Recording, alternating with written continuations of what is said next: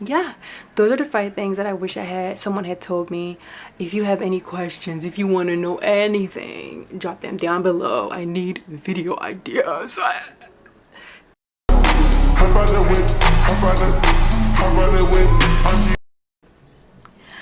Wagwan, it's your girl Dominique, and I'm here today with the girls. Yes, I'm not gonna waste too much time. I am gonna talk about 5 things that I wish I knew before doing surgery. This YouTube video was originally supposed to be started last year. I did my surgery last year, October, and I was supposed to start this channel, you know, to walk you guys through my progress. However, I did my first video, which you will see was uploaded last month. I did it in iMovie and it got stuck in iMovie, but that's the reason y'all never got like a progression, because it should have been like updates, like weekly, monthly updates for you guys. So here I am now. It's been 8 months and you guys haven't got much content, and I'm sorry about that. But I'm just gonna hop into the video because the first thing is that I wish I had known and that you should know is, while you're recovering, they're gonna look crazy. I'm just telling you. Now, for the majority of people, we're gonna be okay. I turned it out to be okay. It's just a normal part of the recovery process. But if you've been doing research and you know that some things can go wrong, for some people, if you start seeing abnormalities, size differences and such that doesn't go away, like if you start having one being really bigger than the other, that could be due to capsular contraction. I hope I'm saying it right. And you may have to go to your doctor and get your implants removed. I'm sorry to say, but like I said, for the majority of us, it's just a part of the process. And there's something called depression related to your surgery because you are going through the motions. I wish I had known that, because I was very emotional a few days when I woke up and I checked them out, and one was up here because they drop at different rates. So one was up here and then the other one was down here. I was stressed out because I didn't know that they were gonna get better. I was like, are they stuck like this? So that's gonna happen to you. I'm just letting you know. Like I said, for the majority of us, you're gonna be fine. Okay. The second thing is expect weight gain. Weight gain is going to be different for everyone. I was off for like a month recovering. If you jump back into your lifestyle, you probably won't gain as much weight. But like I said, was off for a month. So let me tell you where the weight gain is coming from.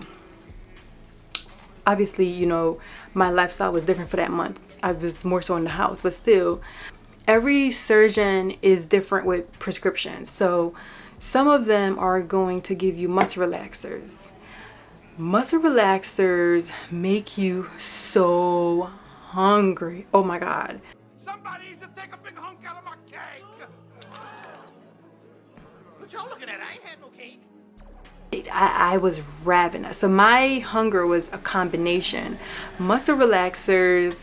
And another thing is, they said, from researching, because I researched, so the research said that after surgery, your body is trying to regenerate. Your body's trying to get itself back together. Your body is trying to recover from that trauma.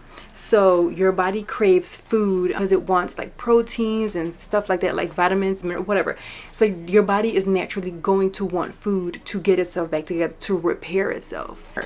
From my research and my experience, yeah. So your medication, probably your dormant lifestyle, and also just like the natural surgery healing process, you're gonna gain some weight. I went from 145 to 155, a whopping 155.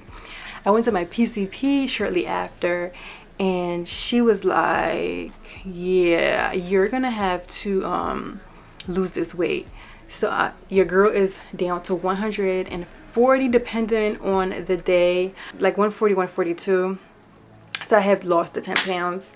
If you want me to make a video about how I did that, let me know. So the third thing is, okay, so my nipples are off by a negligible amount, but it's off. And here's what I wish I had known. My right is 450 and my left is 400. That's because my right was smaller than my left. All right, if you get saline, your surgeon can correct that on the table. if you get silicone, so saline, the doctor can like fill it up with the solution. Silicone is pre-filled, which means you have to guesstimate. So with me, we were in the office guesstimating what we had to do to even my breasts out. So if you have uneven breasts, try to lean a little bit towards saline. Silicone is awesome. If you want to stick with silicone like I did, spend as much time, don't feel rushed, spend as much time with I had a nurse helping me, so whoever is at your office, make sure y'all spend a lot of time to try to see, like I said, mine was 400 and 450. Try to figure out what's gonna work so you can get the most perfect result. My nipples are off by a negligible amount, like it's by like what, millimeters. It's like a tad difference. So I'm trying to think. I love having silicone, so I don't know if I could go back if I would switch over to saline. I can't 100% say it, but I'm letting you know as someone who may be, weighing the options. I'm letting you know if one breast is bigger than the other, maybe slide a little bit to the saline side just for a more perfect result. Like I said, you can't really tell the nipples, so it's not that big of a deal, but I'm just warning you in case that's something that is going to have you stressed out. The fourth thing is the scar.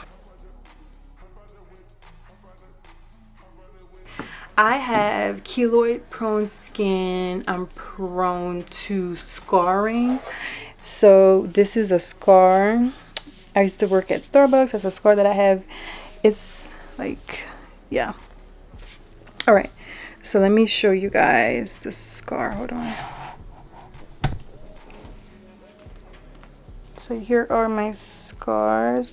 This is the bigger implant. That's why this one is longer. But this is the silicone scar. This is another thing. Saline is like a small pouch that they insert and then they fill it up. So saline is like a tiny scar. So if you don't want like any scars, then like I said, slide over to the saline side. I love having silicone though. Like you really can't tell unless I tell you that these are for you. You never would be able to tell. They're very natural looking. They feel very natural. They're soft as hell. And the fifth thing is, when you're doing your research, I know you've seen it. People tell you, oh, go bigger than you want. So I went bigger because they say that you lose some cc's. I was like, okay, I'm gonna go bigger. I recently found out that I have a inverted triangle body shape. So that's the reason I think I may have went too big. So I was at A cup and then I jumped up to 450. So yeah, I jumped from an A to a D. My 450 cc's. If I could go back, I probably would do like 375, 350, which would take me down to a C, and that's what I wanted. And also, like I said, I am an inverted triangle body shape. If you watch my videos, you know what that means. It means I'm top heavy. I don't have like a lot of hip. Me having bigger breasts, it adds to the volume at my top half. I hope you subscribe. If you don't subscribe, that's fine. Come back later and I hope I get a subscriber out of you later on. Thank you so much for watching. Bye.